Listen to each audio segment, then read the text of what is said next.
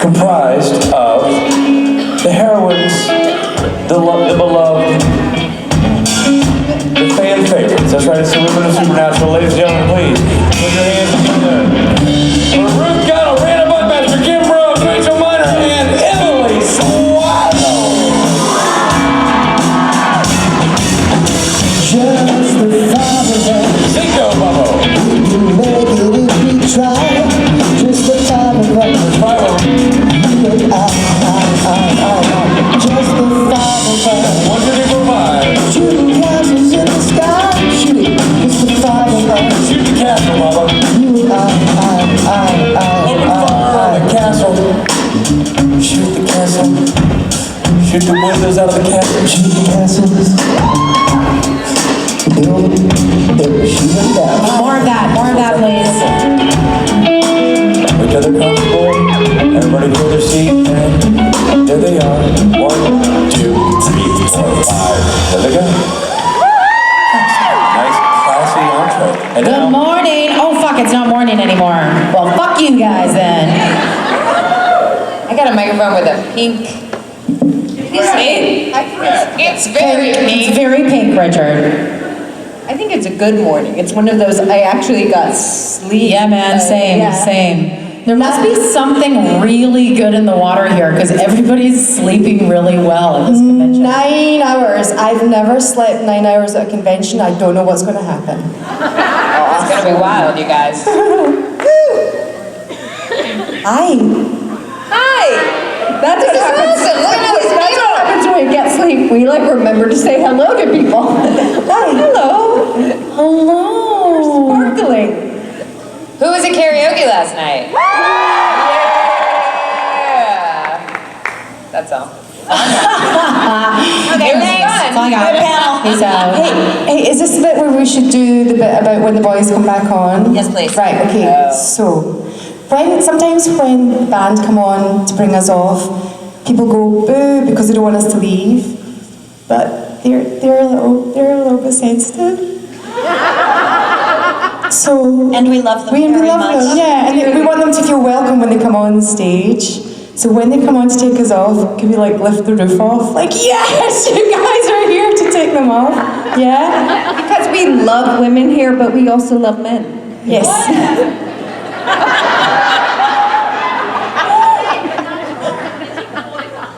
Well, that's, yeah, no, it's just, you don't have to make this promise for anything in the future. No. We're just asking it in this moment. Join us in welcoming our beloved brethren back to the stage. Just for Christmas. Just for Christmas. It's all they're getting this year. Should we practice? Should we practice? Yeah. Okay. So I'll be Richard Spade. It's uncanny. Brr. That was pretty good. They're gonna be so confused. I think Richard might be out of a job. Right? Can you imagine? That's all he says all weekend. He had a couple. Yep. It's like one of the characters from the Muppets. Yep. Okay, let's not start on this train. Okay, let's take some questions. Phenomena. Hello, you. Yes, you. Is that Isis? Isis. Hi, sweetie. Hi, cutie. My question is for Amara.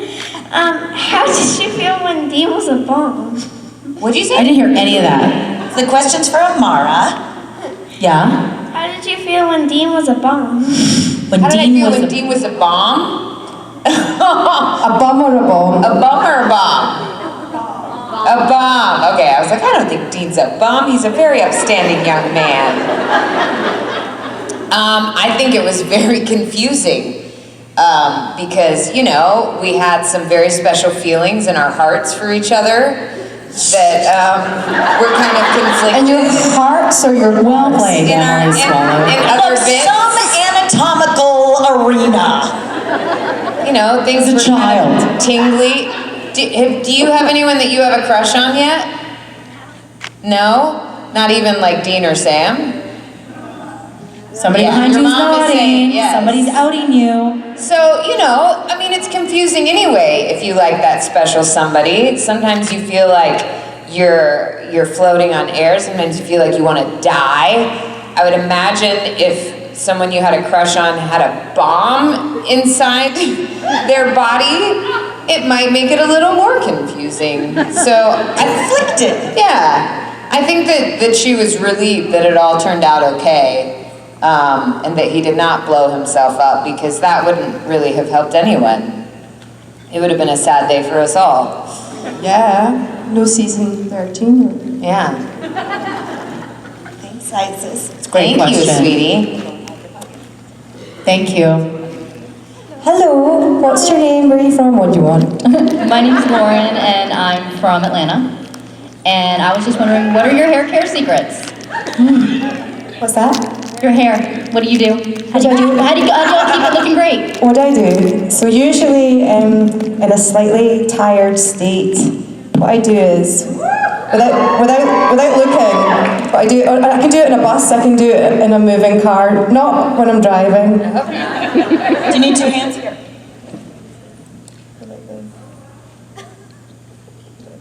If you're missing it, she's just mumbling quietly to herself. Yeah, you do it, you mumble quietly to yourself as you're doing it. And then it means when you take your hair down, it's curly. But with the humidity here, I don't actually need as much help as I normally do. Is that your question? Thank you. Thanks. Also, Ruth has magical powers, and I think she uses it to make herself more beautiful. Just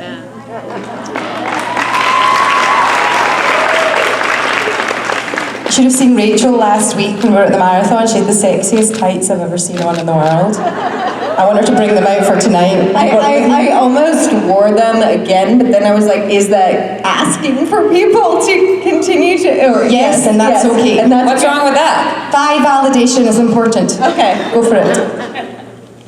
Thank you. Oh, this side. Hello. Hi. My question is, if in real life you were angels or demons, what would it take to summon you? Not much. Chocolate? Michael Little Fassbender. chocolate. A puppy. Food. A smile in the right direction.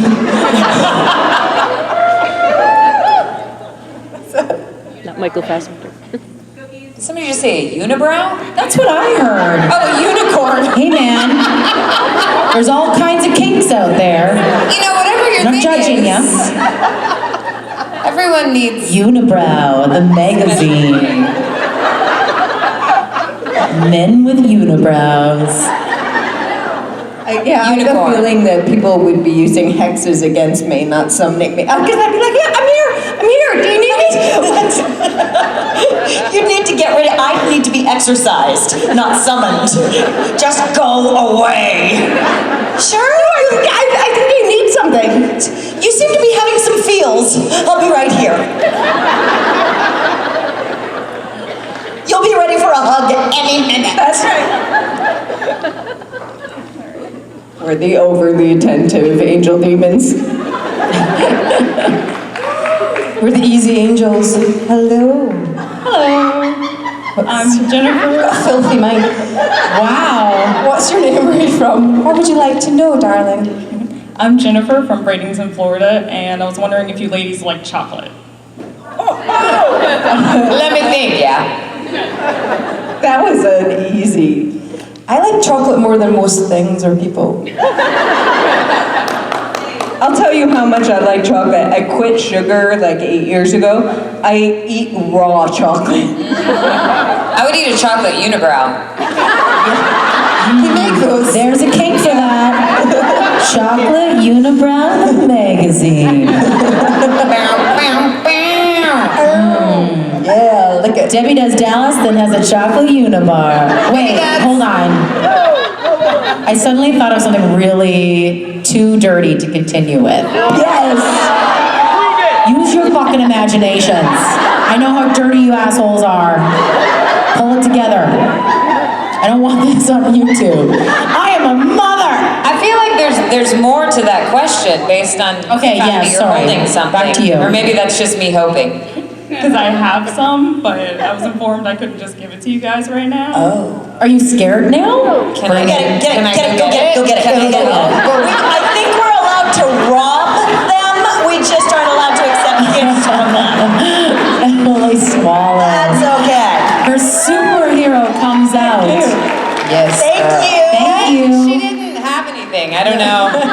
So weird. I think my mic is messed up. I'm just gonna You get your sweet go little this tush way. back here. These curves aren't gonna feed themselves, God damn it.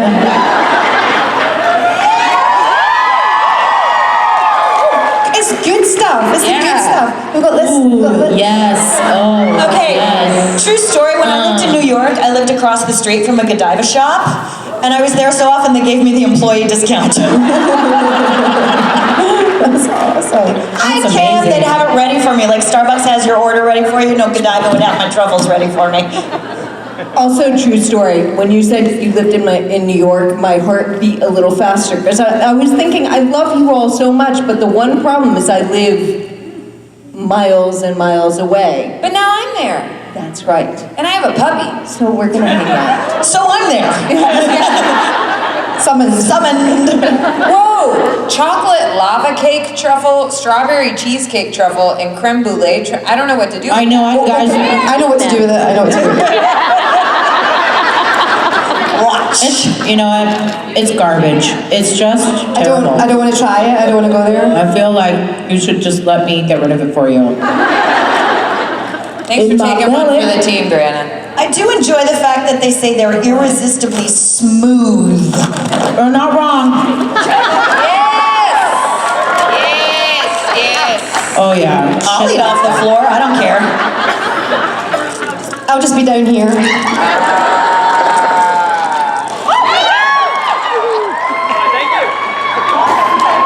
This is like pantomime. They're in pantomime now.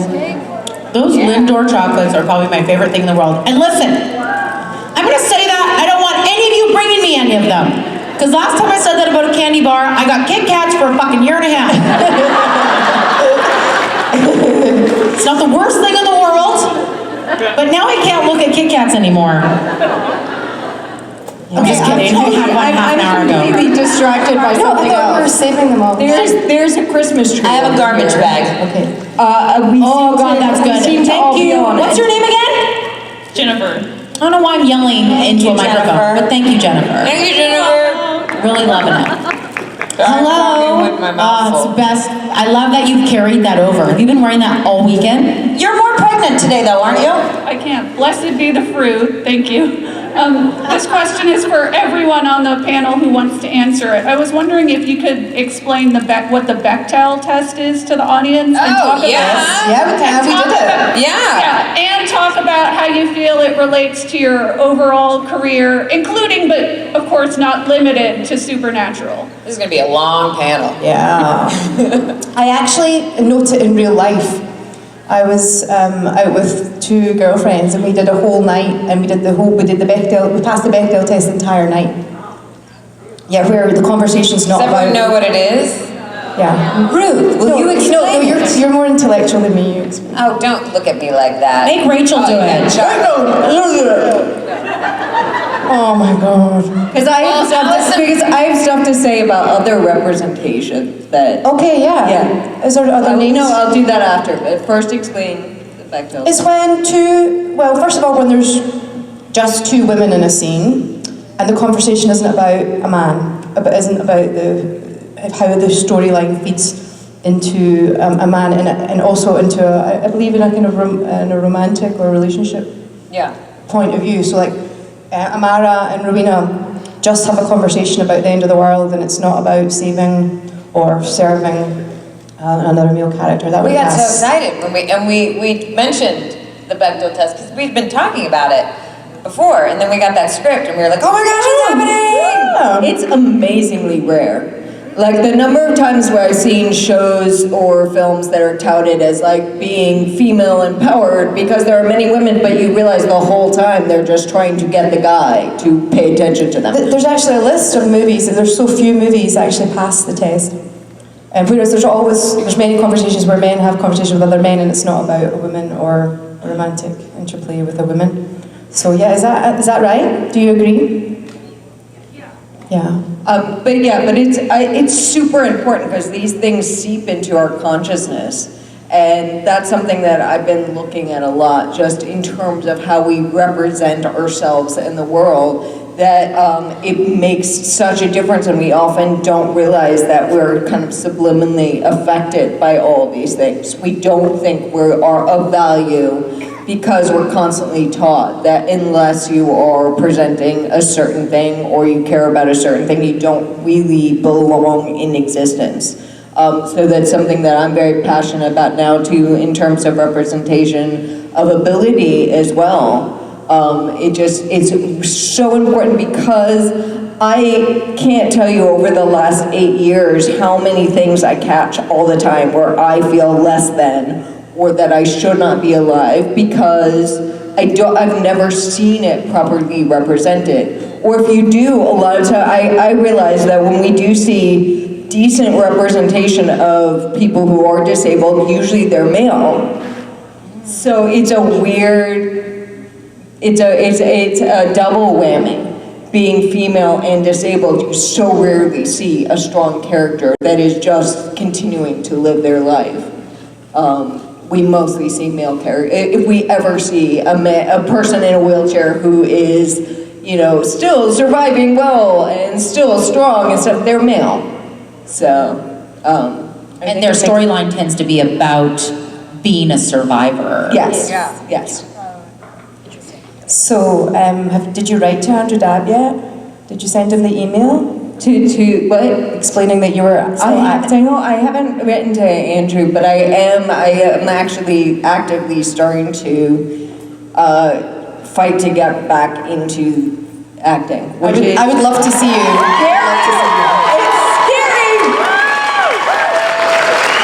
Love that. And if it doesn't happen, let's make something that that we do it. I would like to point out that a lot of times we think of female representation as serving women. And I see when you ask a man, why do you need feminism? Often the first response is because I have a wife, because I have a daughter, which, thank you for recognizing that connection. But further than that, I want to say, because if men are taught and women are taught that a woman is an extension of the man, then that makes everything a woman experiences the man's job and fault.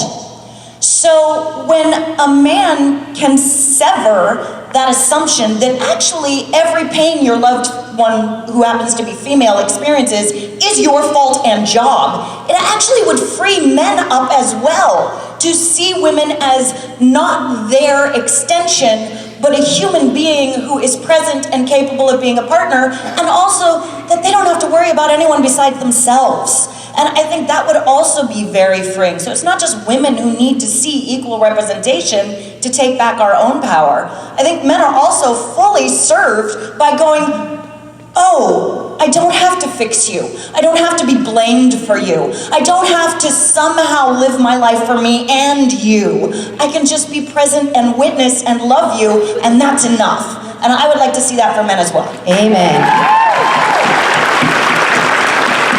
I also want to add to that, which is that better representation of any, quote, gender helps open the door for all genders, because the problem is we label and say you are only allowed to fit this certain criteria because of what you were gendered with as a child. And so a lot of men cannot fully express themselves and who they are, and I say men in quotes, a lot of people who are labeled men, a lot of people who are labeled women cannot express themselves correctly. And so the more we fight for better representation for any gender, the more we free up your ability to be uniquely you, regardless of gender.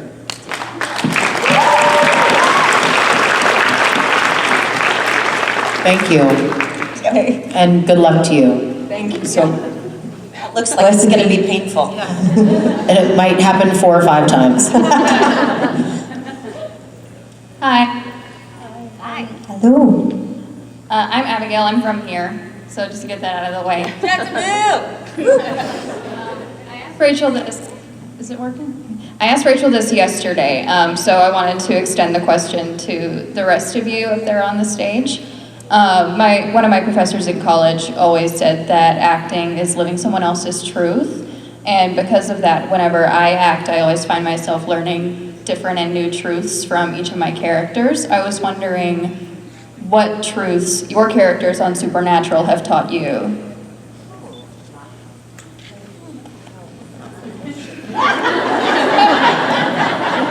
Can I get your email address and I'll just email you later? My brain is on. Thank you so much. Next question. Just kidding. I'm kidding. It's a beautiful, intelligent question. I want to answer it properly.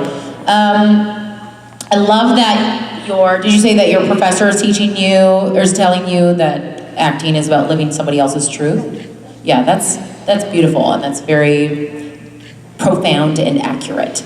And that's kind of what's exciting about being an actor, is you're not really pretending, you are living another life.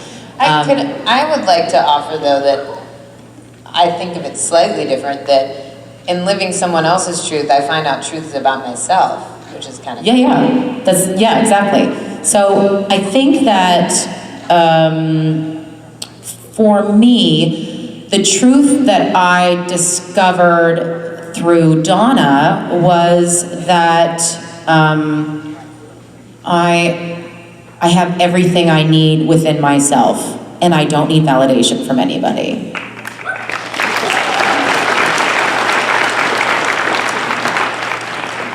It's subtle, but important. I think Jody has taught me that things don't always have to be complicated. That's a good one. I really appreciated, because of the extent to which Amara went to be heard, and I do really think it came down to something that simple, that she did not feel heard in so many ways, and for such a long time. And I'm not somebody who, it's funny, because I will totally go to the mat for a character, and I will want to find the best expression emotionally for that character, emotionally and intellectually and all these things. But I realize I don't often do that for myself, because I'm too busy just trying to keep up with life and trying to manage things and figure out how to get through this. And having the extent of her expression of "somebody please hear me" made me realize how sad and discouraged and angry it makes me feel when I don't feel like I have a voice. And so that was really cool to get to discover that, and not have to smite people and destroy them in order to put that into practice in my own life.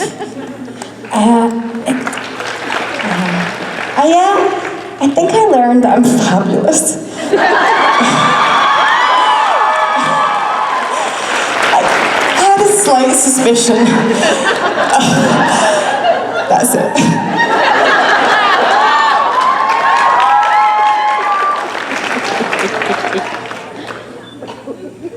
Thank you. Hello.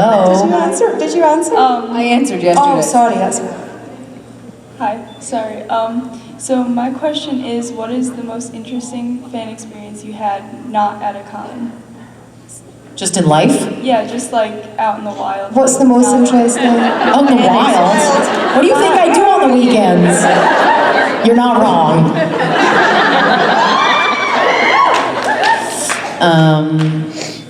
Girl. I can answer this quickly. There you go. This is indicative of many conversations I've had. Small person looks at me and goes, "Are you the mom on Zack and Cody?" And I say, "Yeah." And small person says, "No, you're not." Okay, I'm not. "But are you? What do you want from me?" That's good. It's usually like existential crisis brought on by a fan is familiar.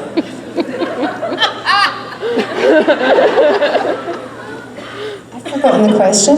What's the most interesting fan experience we've had in the wild? Is this what happens when you get sleep? This is what happens when I've had a couple, more than a couple. I remember though, traveling, I'd gone to Australia, to the convention in Australia. I'd gone from Vancouver, I was doing 5 continents in 5 weeks over the Christmas period. And I'd gone from Australia, I travelled to Japan on my own, and was travelling via Dubai back to Edinburgh to go to New York. It was exhausting. And I felt really lonely. It was Christmas, and I was in many different continents on my own. And at an airport, this gentleman said to me, like, I don't know even where I was in the world. This gentleman said to me, I love the show, I love your character, thank you so much. And it honestly changed my energy completely. It changed the journey. It changed the journey home, and it's one of the loveliest experiences I've had. I also had an experience where somebody jumped out in front of me in London and went, "Oh my God, you're Rowena, aren't you?" And that was less soothing, but still fabulous. I don't know if it's particularly interesting, but I feel like it's indicative of who I am, because my entire life I've thought I was anonymous and forget that people notice I'm there. I used to, like in high school, I would just leave when I was hanging out with groups, and I would assume no one would notice, and then like the next day they'd be like, "We were all looking for you, like where did you go?" Because I was just like, "Oh, I was done." Like, I don't know. But so as I was getting progressing in terms of having more and more trouble walking, and so I still was determined I would go to the gym every day, and I'd like go swimming and all. So I was going to the gym, but I know I was struggling a lot through that period. So God knows what I was. Like there were times I would go swimming, and the shower was downstairs, and I couldn't get back up after the shower. So I would like sit on the stairs naked because I had no choice. So, this was my life for a few years. And someone said one day, when I was checking into the gym, like, "I love your work on Supernatural. We're all so inspired by the fact that you still come here every day." Which was very sweet, but I also suddenly realized I'm very much not anonymous, and people have been watching me this whole time. And so I still don't know how I feel about that to this day, but that's my experience. I actually always get nervous in change rooms because I don't know if you guys know this about me, but I'm not super bashful. So when I'm in a change room, I'll just like strip down, walk around, I'll do my hair and makeup, and then I was like, oh, like maybe people know who I am, because nobody ever stops me, ever. And I live in Vancouver, and there are a lot of actors that work there. Nobody ever stops me. I said that once to Rich, and Rich is like, "It's because you look nothing like your character." And so he said, he was like alluding to the fact that people just didn't recognize me. I think people just are like, okay.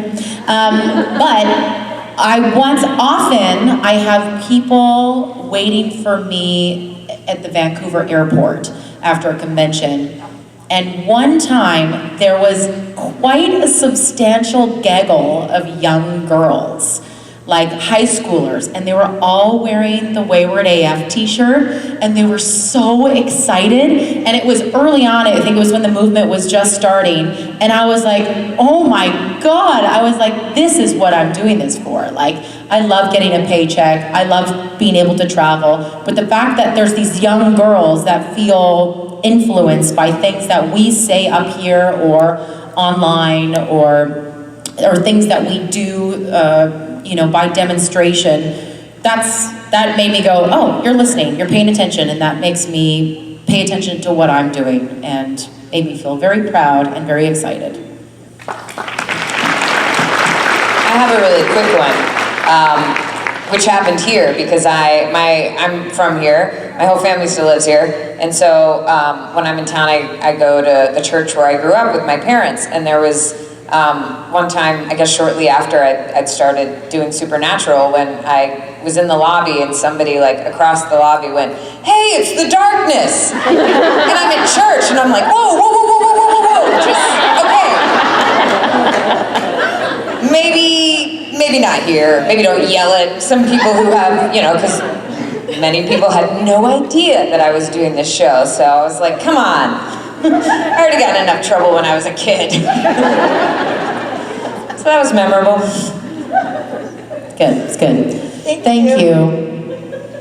Hello. Hi, my question is for Briana. At PitCon in 2016 and 2017, you'd said that you'd never tried a cookie dough milkshake, and I was wondering if you tried it since. A cookie dough milkshake? Yeah. Yeah, because as I mentioned, 17 people brought me a cookie dough milkshake at that convention. You guys really want to make sure I get my food in. That's what I love about you. Yeah, I tried a cookie dough milkshake. It was fine. I'd rather just eat the fucking cookie dough. Yeah. I don't want my cookie dough like pure. Don't water that shit down. Hoover it in, yo. I love that though. Good memory, Cash. Thank you. Hello. Hi. Hi. My question is, if you as actors ended up as your characters in the supernatural universe, who would cause the most chaos with their newfound abilities? Hold on, are we... Say that again. Say the whole thing again. It's the reverse French mistake. You end up in your character in supernatural universe as your characters, and so... So like Briana wakes up and is suddenly Donna? Yeah. Oh, okay. Yeah. So like who would be least behaved is what you're saying. I think it would be It's always the quiet ones you get to look out for. Let me see that. I mean, if I woke up as Rowena, I also would be like, you guys are fucked. Like, oh, she has magic powers. Like, we'd all be toast. Like, that's the best character to wake up and go, what? No, but I think we're also all being amazingly trusting of you, Emily. Yeah. That's true. I was thinking that too. Just like one smite, game over. Annihilation. Don't touch my truffles! Oopsie. We're all pretty naughty though, it has to be said. Also, like, I'm terrible with a gun. So if I was like, am I supposed to shoot this thing? I have it on good authority, and by good authority, on film, that I close my eyes when I shoot. Such a talented actor. You guys are so lucky. Yeah. That's a great question. Thank you for your question. Thank you. You guys are smart, thinking original questions. It's hard after all these years, we're so old. Hello. My question's for Kim. Kim, I also ride horses and I also compete. I wanted to know if you had any riding goals or if you have a specific discipline that you're particularly interested in. I just started jumping. I know. And now, for those of you who don't ride horses, most young learners start jumping after about 6 weeks of training. It's taken me 3 years because I'm scared as fuck and I'm deeply aware of how easily I break. Physically, I don't want to break anything. So I ride English. I do a little dressage. I just started jumping. And what was the other part of the question? Just if you had a favorite discipline or if you have riding I have no goals besides living through every moment. Besides avoiding orange cones and plastic bags and whatever new thing my dear, wonderful, borrowed horse might decide is a death threat! Like squirrels. Do you, Mike, I have a question because I love horses. Do you borrow the horse every time? Are they different horses or I is it the lease same? one horse. This started because I brought my daughter in for equestrian therapy and she was ambivalent about it, and I was like, for $75 an hour you do not get to be ambivalent. So I took the rest of her lessons 3 years ago. And And haven't stopped. I haven't stopped. So yeah, there are two people, one of whom is my husband and the other one is Michelle from Stans, that I text before every lesson and try to remember to text after every lesson to tell them I'm still alive. What's so lovely though is that Kim has taken us at different times. She's taken us to share. So I've been to the stables, and it's always just therapeutic. I grew up on a farm with horses. It's so therapeutic to be around such a beautiful animal. And thank you. She shares her. Can I share something? Because I had a horse growing up. Her name was Lady, and she was magnificent. And what I loved was her spirit, because she was really poorly behaved, like me. But she'd been abused a bit. Like because she was badly behaved, they put like really heavy bits in her mouth, so she had a lot of sores and things like that. And then what they would do is like keep putting heavier and heavier bits, and so she'd behave less and less because they were hurting her. And so for some reason though, she liked me, and so she would never misbehave with me. She'd never buck or rear or like throw me off or whatever. But one of the reasons I made them put a soft bit in her mouth, and they were like, you can't, because I was 9 years old, I was little, and they were like, she's going to throw you, and I was like, no, I trust her. And when we started jumping, there was this magic moment where like I would whisper in her ear, and because they always wanted to like hold her back. And so I'd whisper, even though they were telling me, like, you're supposed to just barely jump over the jump, I'd be like, you can double this one. And she would like just go for it. And yeah, it was just a magic relationship. That was Lady.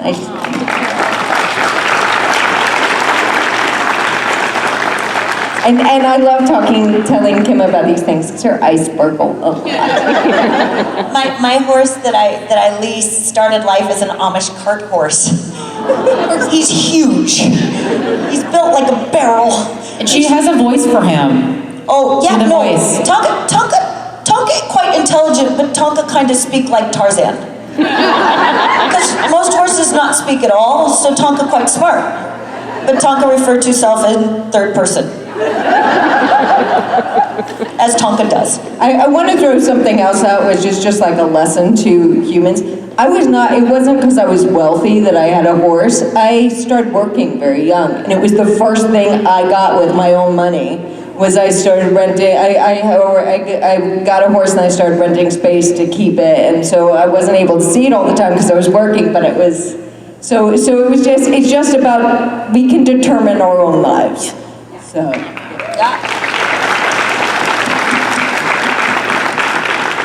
Thank you. I don't remember who asked that. She went away. But you're great, whoever you are. Hello, little ones. Oh, sorry. Hello, little one. Hi. Hi. Love you all. What is a favorite weapon either that you've used or you would love to see your character use? Favorite weapon that we use or our character uses? I don't have any weapons at home. Or you would like to see your character use? Like if you would love to use a grenade launcher. I liked it when Amara used her lips. Yeah. Yeah. Bang, bang. I was super jealous of Claire's flamethrower. That's pretty cool. I think that's very Jody. I personally am not a fan. Actually, it was Donna's flamethrower. Was it? Right, yes. But Claire got to use it. Fucking Why didn't you share that shit with me? My eyeshadow?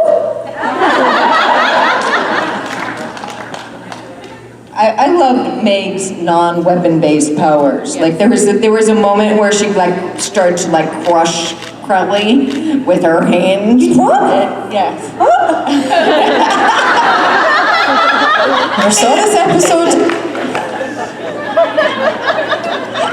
Don't know why, like that. It makes me feel powerful. Well, rightly so. I like Donna's shotgun. I love that Donna yields a shotgun. No, when she's not at work. When she's working, she has a handgun, but when she's not at work, she has a fucking shotgun. She just keeps it in D-train for whenever she needs it. Yeah, in the script, remember the whole Olivette hamster period time? And I was working with Tara Rothery, who's a fantastic actress, and in the script it said Rowena slaps her, and I said to John Showalter, I want to punch her in the gut. Why am I slapping? Why am I slapping a bitch? Do you know what I mean? Do you know, what? And I think the weapon is important.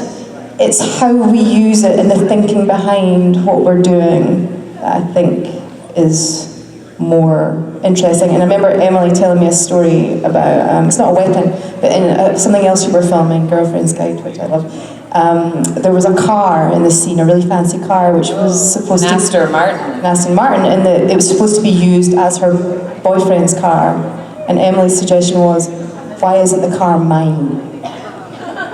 Right? So I love the weapons that we're given, I love the magic powers that I'm given, but it's like, to me, it's the thinking behind it. That's where our real power lies. We've all got weapons. What do we use them for? 100%. And it's the choice to jump in, and that's something that I've never understood, that a lot of female characters, they try to enforce that we either stand back, or unless we have a weapon or something, we don't try to do the right thing. The weapon doesn't give you strength. You always choose to jump in or not, and that to me is the important thing. So I completely. Yes. Thank you. You're a little bit fired up. Hello. Oh, hello. Hi. So my question is for Ruth. My two little sisters and I, we've danced our whole lives, and I know that you're a former professional dancer. So I wanted to know what your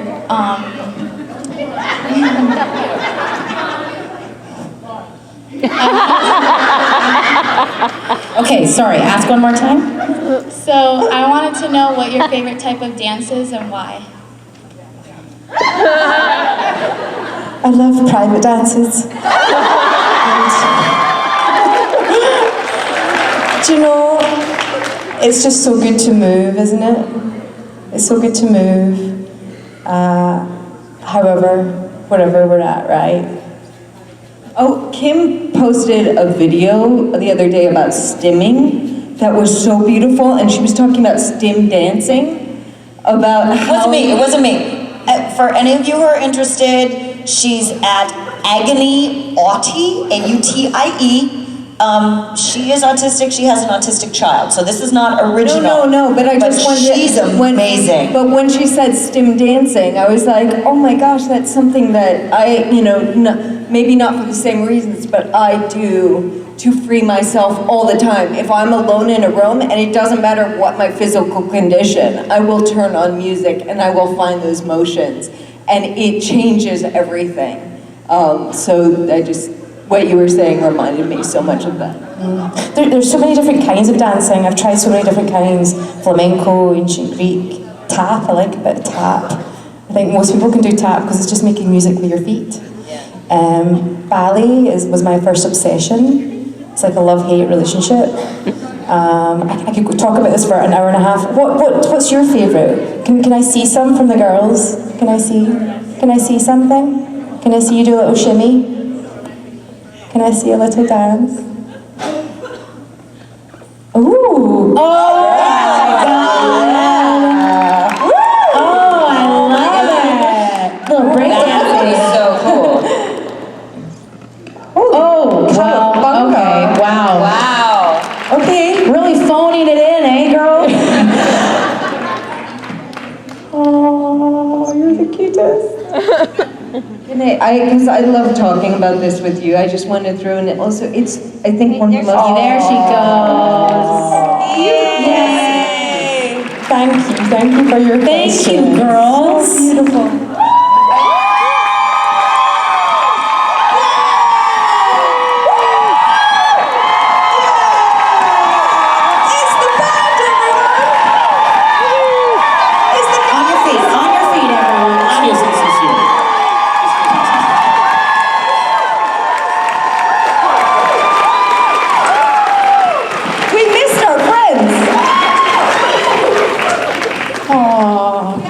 I'm gonna give this to you, but it's pink.